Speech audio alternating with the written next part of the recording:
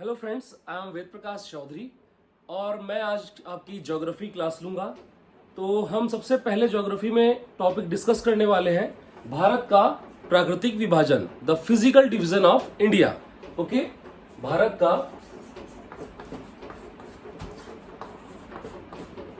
प्राकृतिक विभाजन, the physical division of India.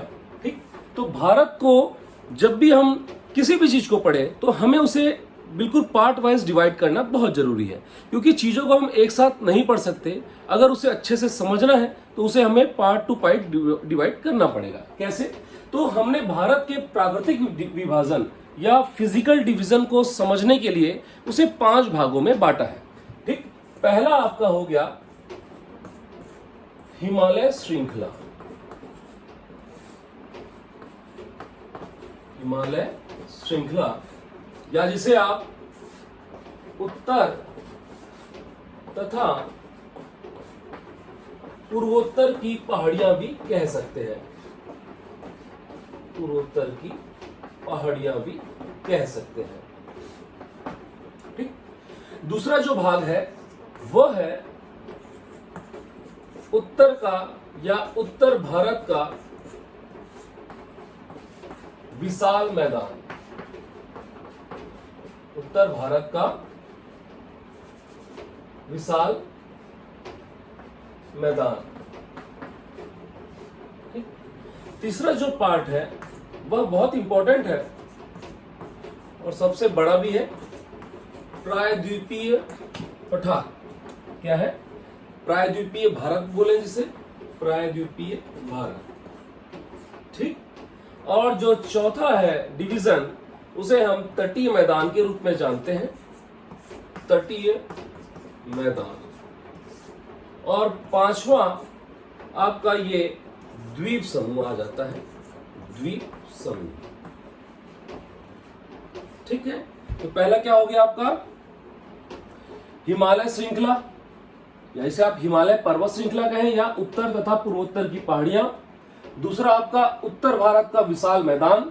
तीसरा प्रायद्वीपीय भारत, और चौथा तटीय मैदान तथा पांचवा द्वीप समूह।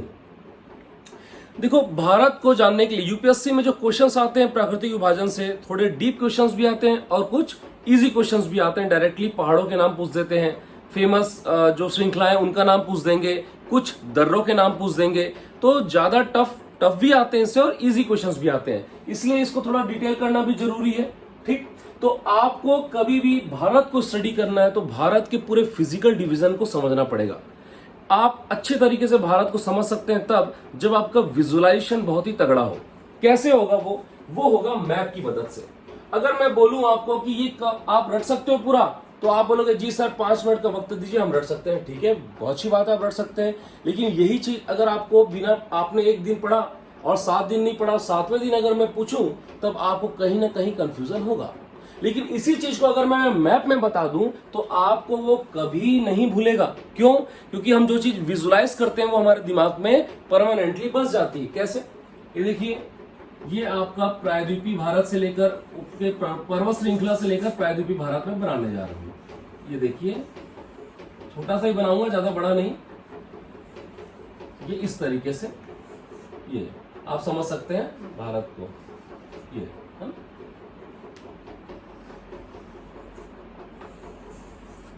ऐसा आएगा ये इस तरीके से। ठीक,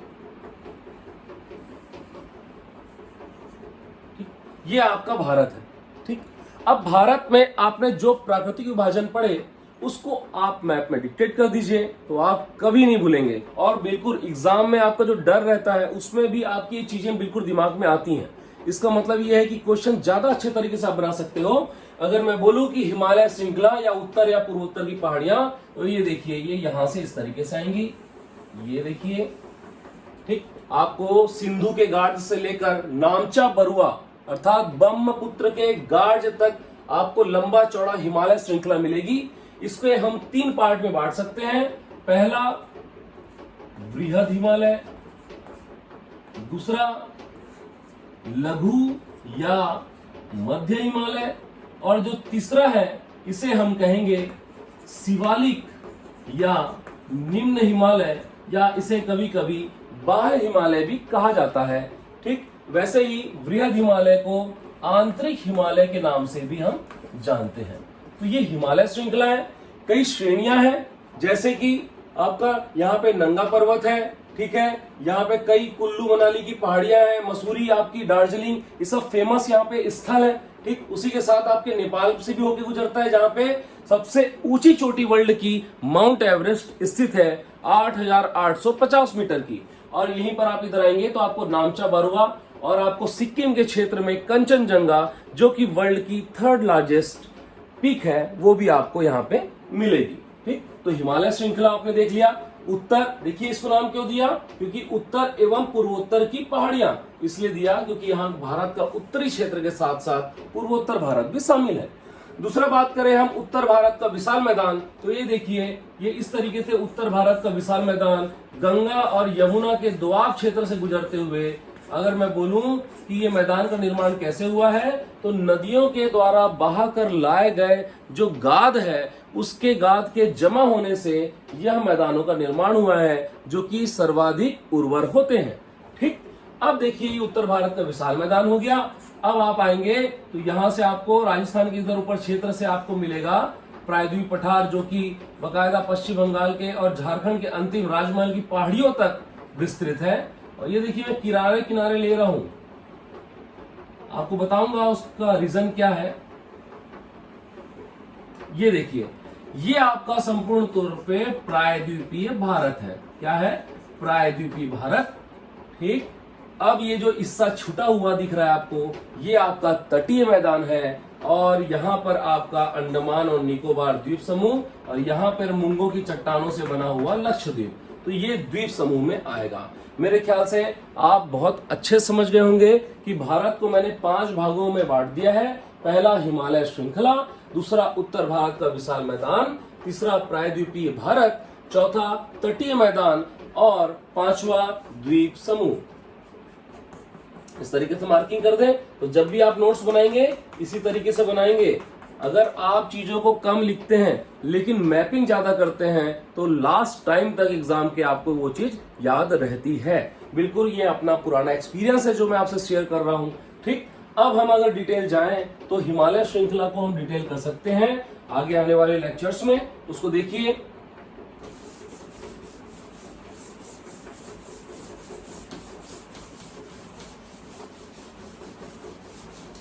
हिमालय श्रृंखला, ठीक है, इसे बिल्कुल आपको गहराई से जानना होगा, कहां से स्टार्ट हो रहा है और कहां से स्टार्ट नहीं। ठीक, इसके पहले मैं एक पॉइंट रखना चाह रहा हूं कि जो आपकी हिमालय श्रृंखला है, ठीक है, वो मैंने 3 भागों में बांट के रखी है। ठीक है, पहला हमने टॉपिक देखा हिमालय श्रृंखला, ठीक है। चलिए लाइन से ही चलते हैं, जो आपको मैं बताना चाह रहा था वो बीच में मैं आपको नोट करके इधर लिखवा दूंगा। तो सबसे पहले हिमालय श्रृंखला जो है, इसका विस्तार हम पढ़ेंगे। सबसे पहले देखिए, कभी भी आप स्टडी करते हैं तो उसको पॉइंट टू पॉइंट स्टडी कीजिए, बिल्कुल पैराग्राफ वाइज कभी स्टडी नहीं करना, वरना एक समय के बाद आप उसे भूल जाएंगे।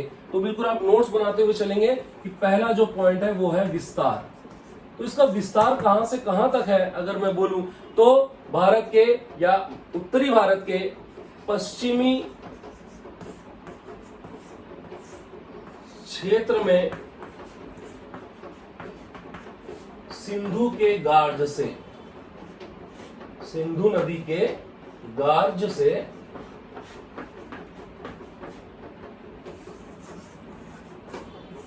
पूर्व में ब्रह्मपुत्र के गार्ज तक,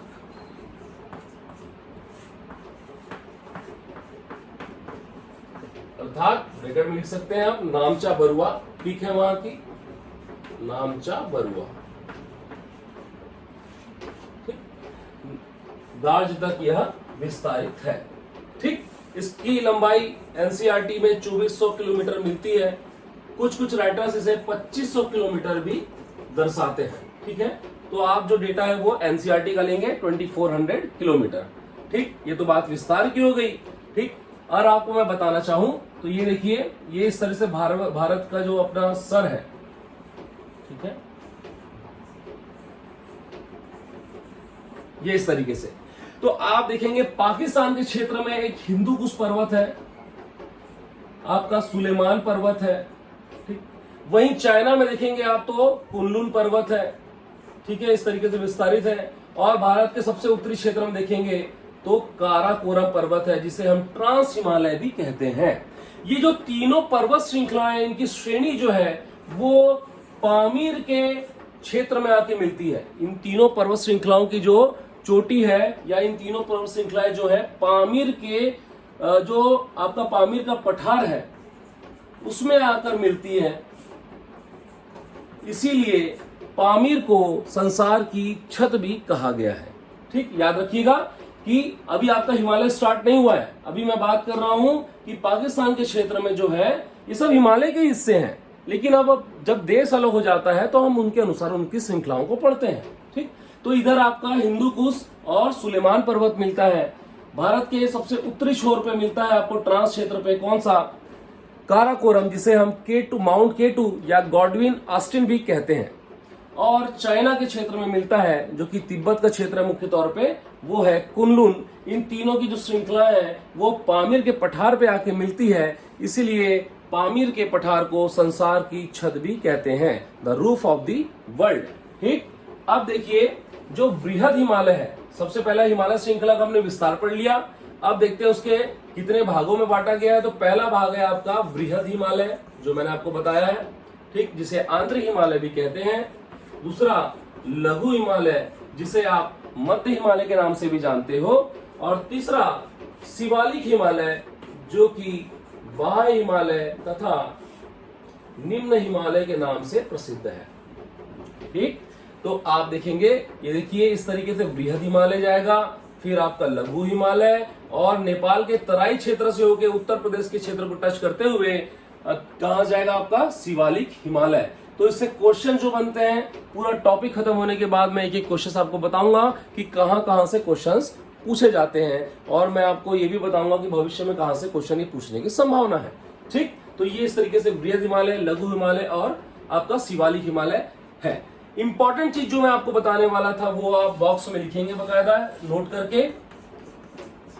यहां से क्वेश्चन कई बार यूपीएससी ने पूछा है, जैसे कि ये मुख्य हिमालय श्रृंखला है, लेकिन इसके उत्तर में जो पाई जाती है उसे क्या कहते हैं, हम ट्रांस हिमालय कहते हैं। तो यहां से क्वेश्चन बनता है ट्रांस हिमालय। ठीक है, तो जनरली इसका क्रम पूछा जाता है एग्जाम में, जनरली इसका क्रम पूछा जाता है। तो आपको मैं सीधा क्रम लिखवा दे रहा हूं, चाहे वो उत्तर से दक्षिण पूछे या दक्षिण से उत्तर, आपसे वो इजीली बन जाएगा। जैसे सबसे पहले काराकोरम, काराकोरम, फिर आएगा आपका लद्दाख हिमालय, फिर आएगा आपका जास्कर हिमालय, फिर लास्ट में आएगा आपका कैलाश हिमालय। ठीक है, कैलाश मानसरोवर की यात्रा तो सुना ही होगा आपने। तो ये आपका क्रम रहेगा उत्तर से दक्षिण। अगर एग्जाम में पूछता है कि दक्षिण से उत्तर बताइए ट्रांस हिमालय क्रम क्या है, तो आप बता सकते हैं कैलाश, जास्कर, लद्दाख और काराकोरम। काराकोरम को हम अन्य नामों से भी जानते हैं, जैसे माउंट K2 और या फिर गॉडविन ऑस्टिन। ये पहले की एग्जाम में पूछा जाता था और जनरली पीसीएस में भी आज भी पूछे जाते हैं। क्योंकि यूपीएससी का लेवल थोड़ा हाई है, इसलिए वो अब ये सब पूछना बंद कर दिया, लेकिन आपको काम आएगा, जानकारी रखनी चाहिए। ठीक, तो ये बात हो गई आपकी किसकी, वृहद हिमालय की। ठीक है, और हमने इसके साथ ही क्या पढ़ लिया, ट्रांस हिमालय पढ़ लिया। ठीक है, अगर मैं वृहद हिमालय को डिटेल करूं तो देखिए, वृहद हिमालय को हम क्या कहते हैं, वृहद हिमालय को हम हिमाद्री के नाम से जाना जाता है। किसके नाम से जानते हैं, हिमाद्री।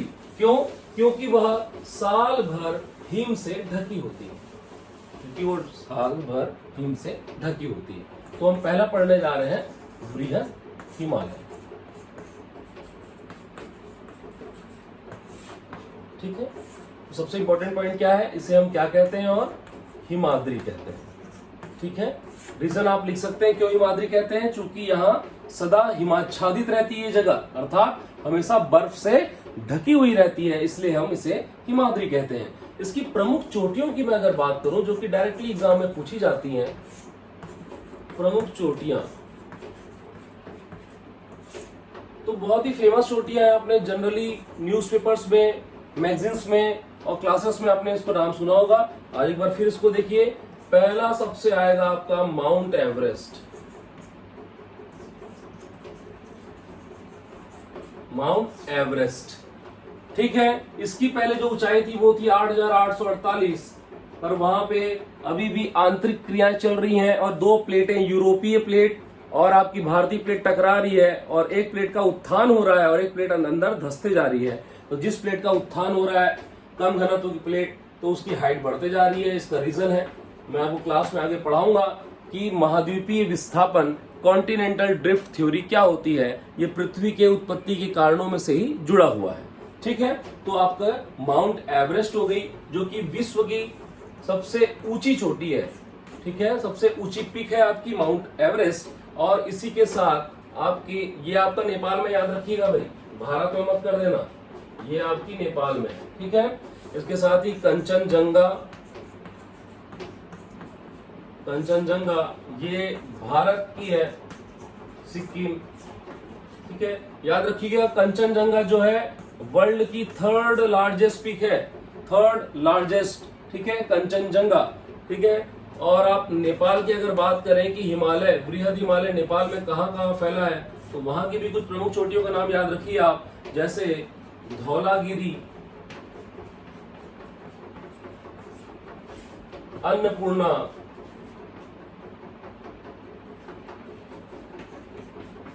धौलागिरी, अन्नपूर्णा, मकालू पर्वत, ये सब आपके नेपाल में पाए जाएंगे, ठीक है, स्थित है। और भारत की बात करूं तो देखिए नंदा देवी आपका है, नंदा देवी, ये राष्ट्रीय उद्यान भी है नंदा देवी, ठीक है। और साथ में आपका एक और लास्ट में आ जाता है नामचा बरुआ, नामचा बरुआ, ये भी ऊंची चोटियों में से एक है जो कि आपका अरुणाचल प्रदेश में स्थित है, ठीक है।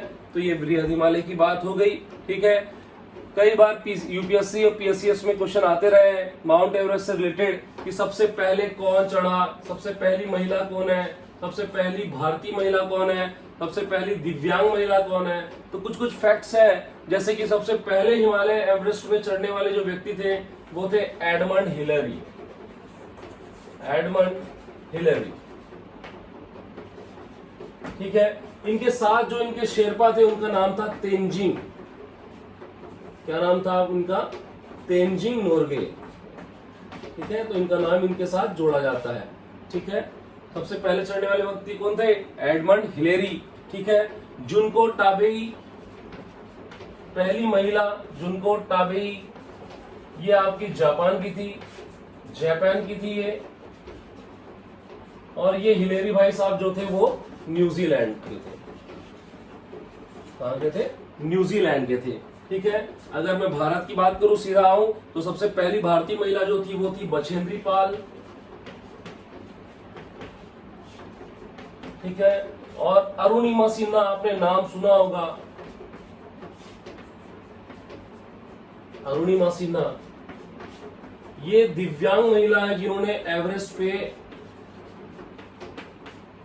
चढ़ाई की थी। और ये बहुत ही मोटिवेशनल स्टोरी भी है इनकी, जो जिंदगी है, पढ़िएगा आप लोग, मोटिवेट होने के लिए बहुत आपको मोटिवेट हो जाएंगे आप इनकी स्टोरी पढ़ के, ठीक है। तो ये बात हुई बृहद हिमालय की, ठीक है। इसी तरीके से आने वाली क्लासेस में हम आगे लघु या मध्य हिमालय और शिवालिक या बाह्य हिमालय की चर्चा करेंगे और डिटेल में पढ़ेंगे कि किन किन हिमालय श्रेणियों के बीच कौन कौन सी इंपॉर्टेंट चीजें पाई जाती है। जो जैसे बहुत सारी पर्वत श्रेणियां भी हैं, कई ऐसे दार्शनिक स्थल भी हैं जिनको पूछा जाता है कि बृहद हिमालय और लघु हिमालय के मध्य कौन कौन क्या चीजें पाई जाती हैं। जैसे मध्य हिमालय और शिवालिक के बीच जो पश्चिम क्षेत्र में आपके दून और पूर्वी क्षेत्र में आपके द्वार पाए जाते हैं, जिनके एग्जाम्पल आपका कोटली दून है, देहरादून है, द्वार में आपका अलीपुर का द्वार है। ये सब क्वेश्चन ऐसे पूछे जाते हैं जनरली, ठीक है। तो आने वाली क्लासेस में हम इसके आगे चर्चा करेंगे।